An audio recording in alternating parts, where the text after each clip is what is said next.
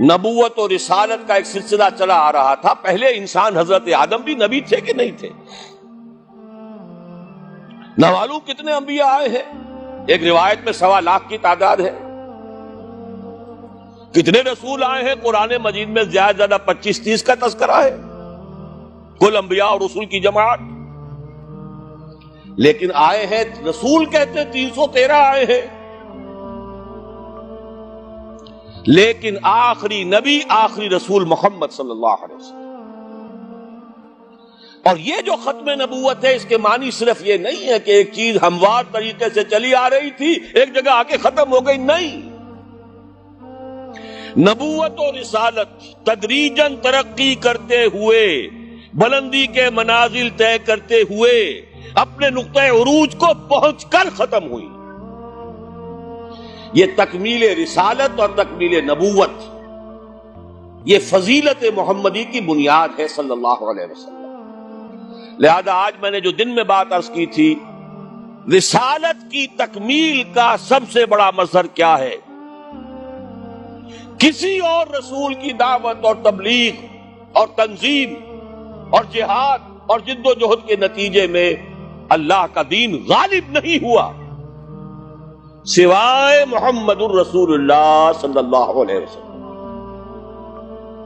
ہر نبی داعی ہے، مبلغ ہے، یا کہیے تھا. جو بھی نبی آئے داعی تھے، مبلغ تھے، مربی تھے، مزکی تھے.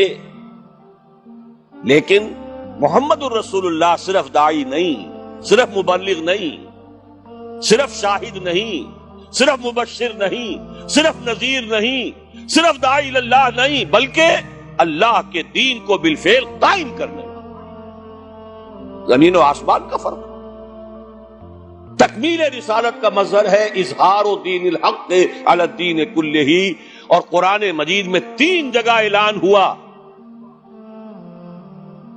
کہ محمد کو ہم نے بھیجا ہی اظہار دین حق کے لیے ہے. اس کو سمجھ لیجئے صلی اللہ علیہ وسلم. اب ذرا اس کے ساتھ ایک بات اور نوٹ کر لیجئے جو میں نے کہا تھا، قرآن کے باطن میں ایک شے لکھی ہوئی ہے. مراد کیا ہے؟ ایک پروپوزیشن ہے جس کے صورہ کبریٰ، جس کے پریمیسز قرآن میں ہے، نتیجہ ہم پر چھوڑ دیا گیا، خود نکالو. اور محمد الرسول اللہ کا فرض منصبی قرار پایا کہ آپ رہنمائی فرما دیں کہ اس صحیح نتیجے تک امت کی یہ رسائی ہو جائے.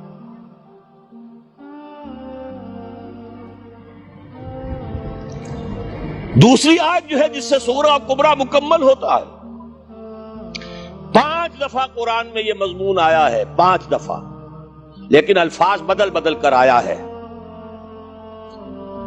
5 جگہ یہ بات واضح ہوتی ہے کہ تمام نوع انسانی کے لیے بھیجے گئے.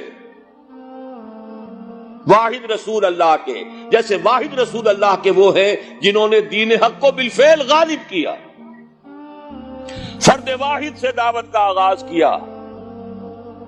پہلے دن 4 ایمان لائے، زوجہ محترمہ خدیجہ الکبریٰ رضی اللہ تعالی عنہا، یار غار ابو بکر صدیق رضی اللہ تعالی عنہ، چچا زاد بھائی جو زیر تربیت ہیں، زیر پرورش ہیں، حضرت علی رضی اللہ تعالی عنہ، غلام جنہیں آزاد کر کے بیٹا بنایا ہوا ہے، زید ابن حارثہ، زید ابن محمد کہلاتے ہیں.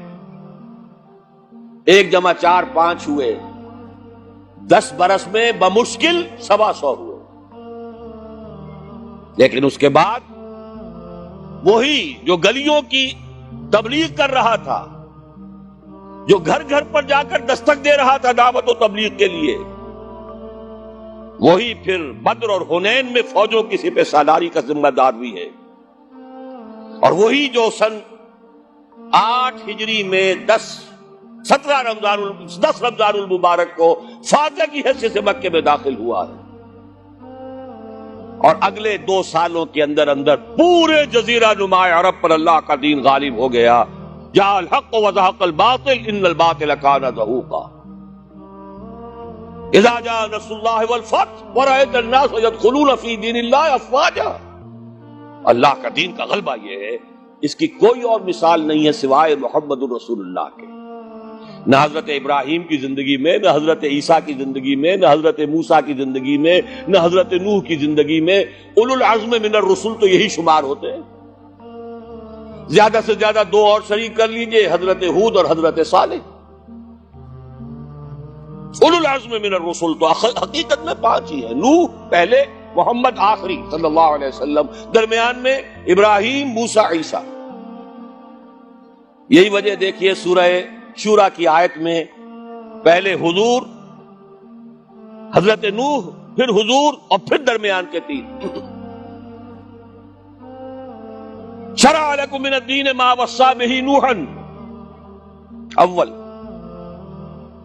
والذی اوحینا الیک محمد رسول اللہ آخرا وما وصینا بہ ابراہیم و موسیٰ و عیسیٰ، 3 درمیان میں ہے، 5 اولو العزم من الرسل۔ کیا کسی کے ہاتھوں، کسی اور کے ہاتھوں محمد الرسول اللہ صلی اللہ علیہ وسلم کی طرح دین کے غلبے کا فی الواقع دنیا میں ظہور ہوا؟ اسی طرح نوٹ کیجئے، کوئی رسول نہیں جو پوری نوع انسانی کے لیے بھیجا گیا ہو۔ میں یہاں 5واں اسلوب بیان نہیں کر سکتا، لیکن ایک آیت تو شاید سب کو یاد ہوگی، وَمَا أَرْسَلْنَاكَ إِلَّا كَافَّةً لِلنَّاسِ بَشِيرًا وَنَذِيرًا۔ اے نبی، ہم نے نہیں بھیجا ہے آپ کو مگر تمام انسانوں کے لیے بشیر اور نذیر بنا کر۔ وَمَا أَرْسَلْنَاكَ إِلَّا رَحْمَةً لِلْعَالَمِينَ قُلْ يَا أَيُّهَا النَّاسُ إِنِّي رَسُولُ اللَّهِ إِلَيْكُمْ جَمِيعًا۔ 5 اسلوب ہے، لیکن سب سے نمایاں، سب سے واضح، وَمَا أَرْسَلْنَاكَ إِلَّا كَافَّةً لِلنَّاسِ بَشِيرًا وَنَذِيرًا۔ يا رب فاجمعني بكل الصحب والأحباب واكتب لنا أن ندخل الجنات بالريان۔